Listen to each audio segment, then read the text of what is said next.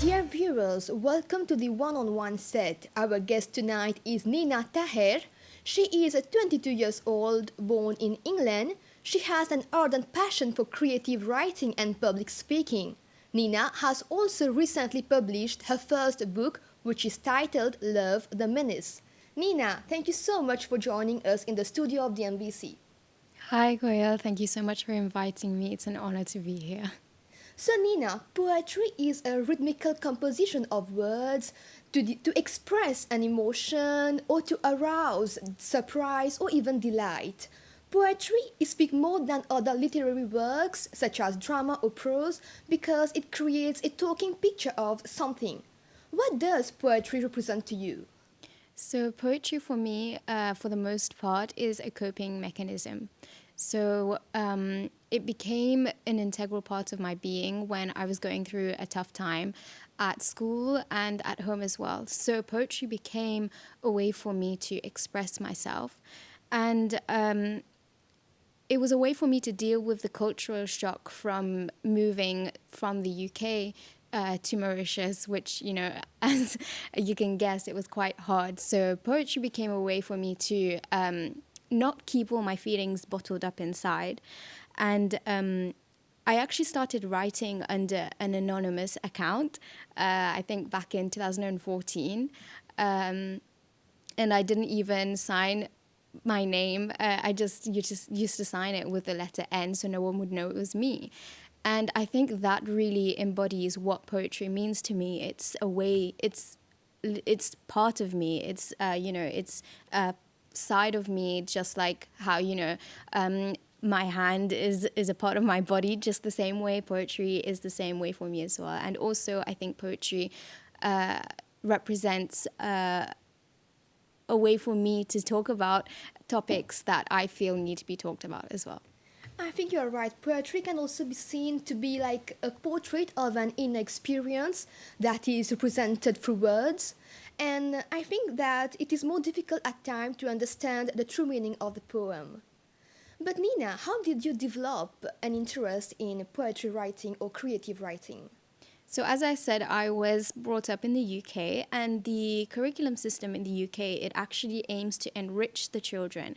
So I was first introduced to the world of poetry when I was just in standard 3, when I had to learn a poem by heart for a recitation competition. And I really enjoyed learning a poem by heart. I was, 8 years old maybe. And then I was again introduced to the world of poetry when I was 10, and I wrote a poem that was actually published in a collection of poetry by 10-year-olds. And then again, it became an integral part of my being when I moved to Mauritius, and I developed this passion again because it was really the only way that I could express myself. So, did you actually study literature? SC, yes, I did English literature, and in HSC, I took English main as well. Okay. Neenah, love is a very common theme in poetry. And many people have different views on love, and those different views have been explored in poetry through ages. You have written a book titled Love the Menace, and love is indeed the main theme in that book. Tell us more about that collection of prose and poetry which you have written. So I think a person like you and I, we both have different sides to our being. We have different personalities, we have different feelings and different sides to ourselves, So I wanted to express that. I wanted to personify love. And because most often when we think of love, we think of Cupid. And, everyone's not perfect. Everyone has flaws, So I wanted to take Cupid and maybe show a darker side to that and, show that everyone has different sides to themselves. So I really like to make reference to psychological elements. Psychology is one of my hobbies. I like to read about psychological theories and elements. And one of those theories talks about how at the really basic of it, humans only have two sides to themselves. They have their ego, and they also have the belief to believe in something bigger than oneself. So I wanted to use that in my book And, I wanted to talk about the egoistic side of love, the selfish side.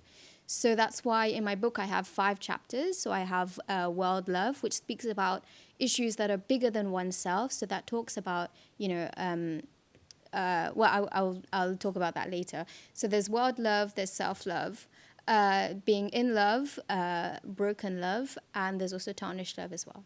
I think your poem showed that love is sweet, but it can be bitter as well. Yeah. Like you've mentioned, the structure of your book is divided into 5 parts. That is word love, self-love, being in love, broken love, and tarnished love. Could you elaborate a bit on each part and about each sub-theme? Yeah, sure. So world love, as I mentioned, is about issues that are bigger than oneself. So it speaks about issues like global warming, like feminism, virginity, which is not really talked about especially in our taboo. society. Yeah, it touches very lightly on religion. And then I have self-love. Self-love is one of the biggest chapters in my book. Self-explanatory. It's learning how to love yourself before you can love others. And then the third chapter is in love, but you can also call it being in love.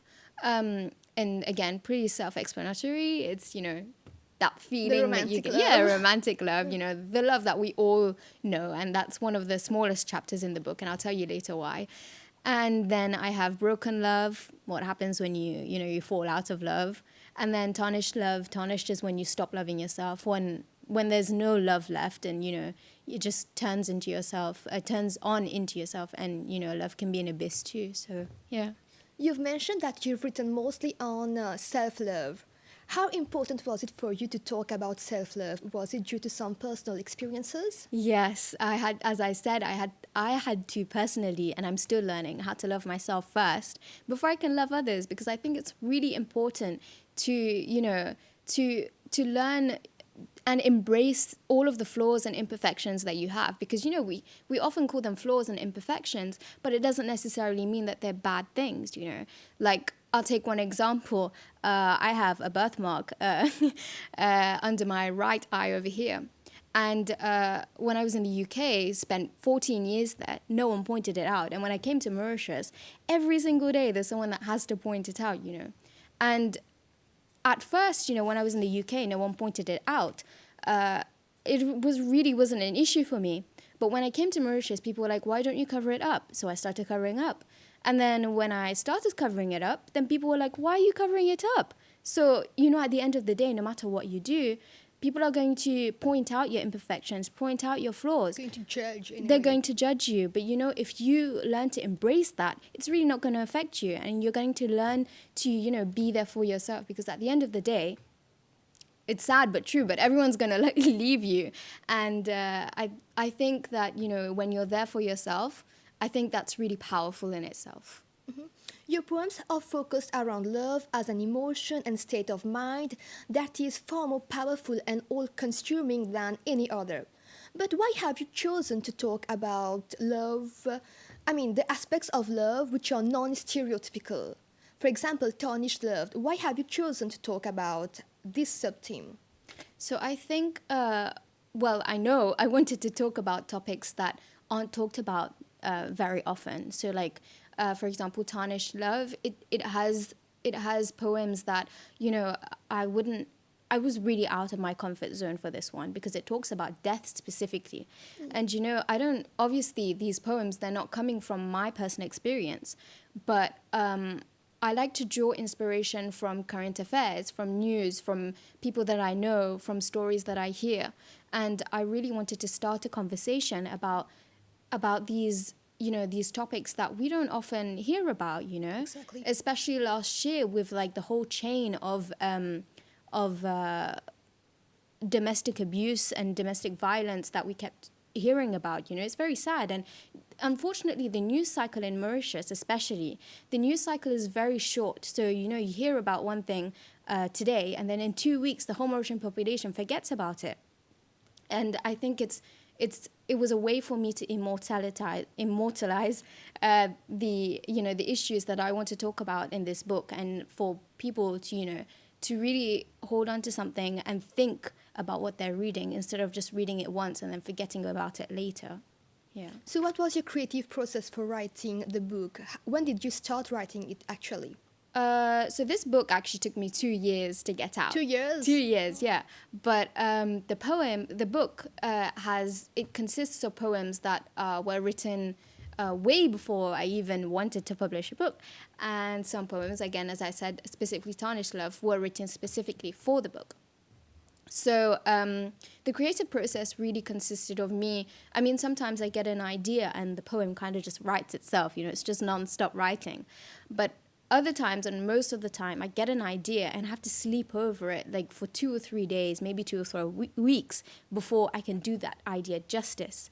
So that the creative process was, it was interesting to see because the book kind of, had a life of its own. I could write in my own time. There was no pressure, no deadlines as such. So exactly. I really felt true, that I think this book really embodies You had your own pace of writing. Yeah, I had my own pace. And I think that really it shows how authentic this book really is because I didn't have to please people, as I always say, this book was mainly written for me as a reminder for myself. Mm-hmm. Poetry was once written according to fairly strict rules of meter and rhyme, although these classical forms are still widely used today, but modern poets like you tend to do away with these rules altogether. And your poems do not generate rhyme. And we've noticed that through your work, you use free verse and prose poetry. Tell us, why did you choose this type of poetry? So I think I do try to stick to a certain structure, maybe not as, the classical poems as you put them, because, the language back then and the language now, it's very different. Very different, very different. Totally. So I don't think you can put a structure that was used back in the day and apply it to today. However, I do use simple structures like AB, AB, or AA, BB. That's one of the structures I mostly stick to. But I also use free verse, but when I use free verse, I always have to listen to it before I write it down because I don't really want to be writing down something without it having, without it seeming like it has a certain structure. So I think that really, that explains the reason why I wanted to write like this is because when I write down what my thoughts what they sound like in my head. So I think that's why, we don't think in structure. So yes. So that's why my poems are mostly free verse. But I think there's a certain beauty in that as well because the language is simple and it kind of connects more to the audience or readers. Yeah. What do you say about that? Well, I think poetry is food for the soul, It's supposed to be easy. It's supposed to be... it's easy supposed to be understood. Yeah, exactly. So there's no point. I mean, especially in today's generation, you can't be using Shakespeare language because no one will understand it. No one. We spent in English class, we spent classes trying to understand what Shakespeare meant by one phrase. So, and we have to consider that this audience is now modern. It's not, exactly. So that's why I wanted to use, simple words, simple structures, and, really connect with the audience. Yes. You have also chosen an interesting title for your collection of prose and poetry. What was the main idea behind that title?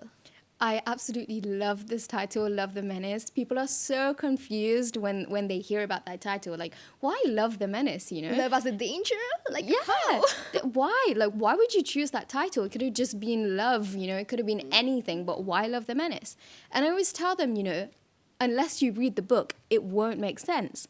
And one person actually pointed out to me, they were saying that, the definition of menace is... to be a threat, to cause harm. Yes. So why would you choose that?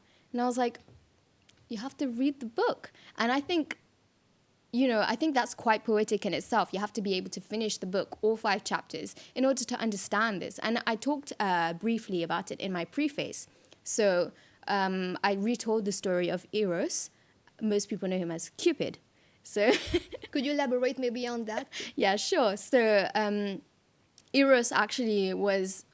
or is Cupid, yes. Before he was repackaged. And he was actually very mischievous, very mischievous. He used to have a bow and arrow, and it was made of lead. And then when, you know, sometimes you'd see someone and like on purpose, he knew that these two people were in love. And instead of shooting an arrow that made people fall in love, he shot arrows that would make people fall out of love. Out of love, okay. Yeah. So I think that's really interesting because it really gives rise to my main theme in the book, which is everything is not as it seems. So which is why it kind of relates back to the title, Love the Menace. It doesn't make sense, but when you read the book, it does. Yes, I did, and it totally makes sense.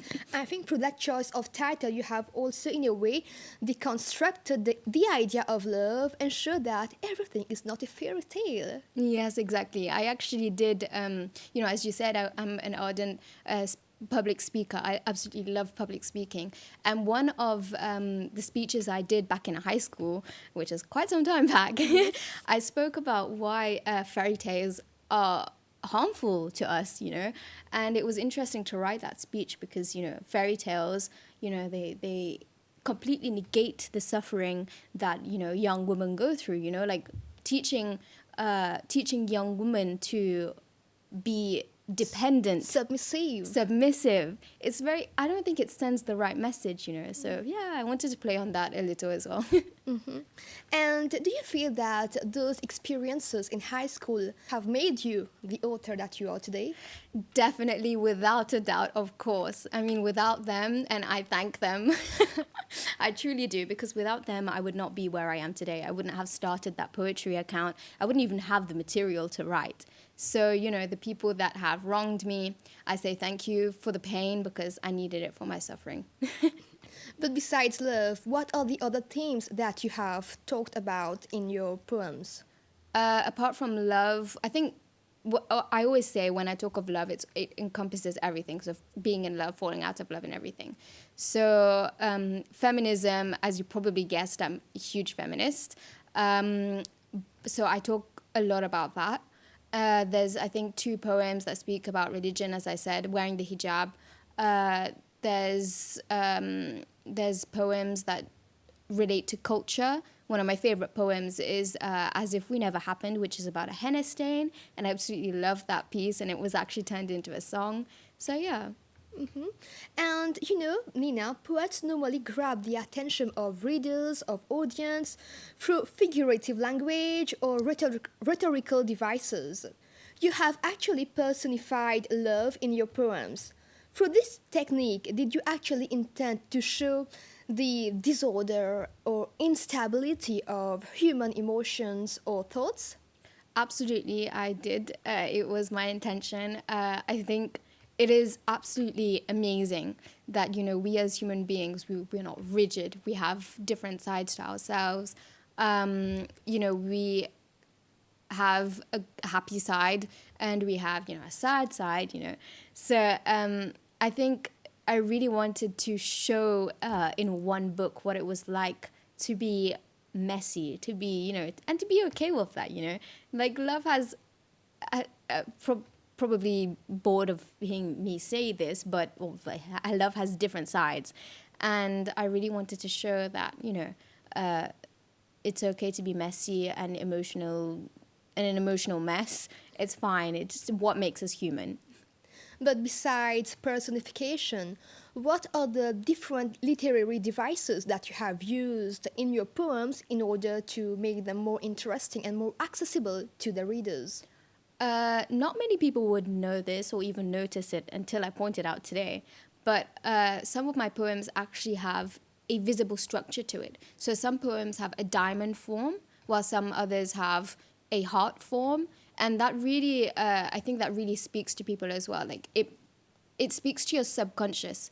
So it's visually pleasing, but also it gives you an idea before you even read it what that poem will be like, what it speaks about. So yeah, that's one of the main. So what was the main idea behind that particular structure in your poems? For example, the one that I'm thinking about, it's in the structure of a heart. It was actually not meant to be, you know. A heart? Yeah, it wasn't. It just came like that. It's just because well, it's not like typically a heart like that, Yes, but I get it. the amount of lines, it just gets shorter and shorter with time. So I think that really it gives structure. As you said, it's not really a literary device that it wasn't used back in the Yes, day. indeed. But I think it's interesting because then people, when I was using that structure, obviously it wasn't on purpose. But then when I look back on it, I was like, oh, I can actually use this to my advantage. So Nina, a poet or an author normally chooses words that aim to trigger memories or emotions to the readers. The metaphors, tone, rhythm have access to the reader's senses. How do you view that tight and intimate connection between language and emotions as a young author? So, as I said, I was writing anonymously, so I didn't really view at first a connection between me and the reader because it was essentially just me making my private diary public. So, after some time, when I realized that, wow, people are actually reading my work and they're actually relating to it, going through the same things that I do, then I really changed from having a connection between me and the reader to a poet and the reader, because I think sometimes we forget that not everyone can have a connection.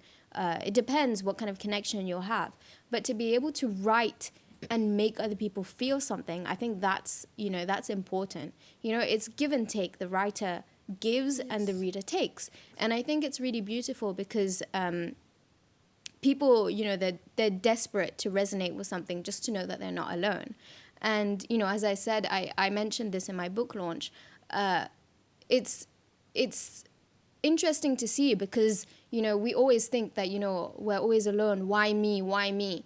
But it's amazing because everyone in the world has gone through the same things you have, but we tend to forget that you're never alone. So I think that connection between the poet and the reader is mostly just to let them know that you're not alone. I've been through it, and you'll be able to get over it as well. So yeah. So, what other features that you believe in a poetry contribute to its aesthetic and emotional response? So as I said, being having the diamond shape or the heart structure, I think that's aesthetically pleasing. Or I think most people, they read short poems rather than longer poems. uh, yeah, so I think that it contributes to the emotional reception of that particular poem. It really depends on how it looks, because that's where they'll decide if they'll read the poem or not. Can we say that you've written the book in the process of healing yourself or discovering yourself? Um, I I would not say that. I wouldn't, because as I said, the book, was written. It wasn't written solely for the book. It's made of old poems and it's made of new poems as well. So it wasn't really a healing process as such, but it's just a compilation of like my favorite poems, and so it's not really like a process of healing. But however, like right now, I've taken a step back, and instead of posting to my Instagram page, I've not posting anything at all. So I'm keeping a healing journey, and Okay. hopefully that will become my second book, where you'll be able to see my process of healing. And I think that's an interesting idea to see. Share with us the different responses that you've got concerning your new book. I am overwhelmed with happiness. It's unbelievable. Like I always say, it's surreal to think that I've written something, put it out into the world, and people actually enjoy what I've written. So the responses that I've gotten blow my mind. Some people are saying that they read one poem and then they have to come back to it afterwards because it's deep, and they have to think about that over a day. Some people say that they had to read the whole book again. Yeah, I really like that people are actually giving thought to the book and not just reading it all in one go. But now, what's next? Do you intend to write a novel maybe someday? Novels, I think, are tough for me.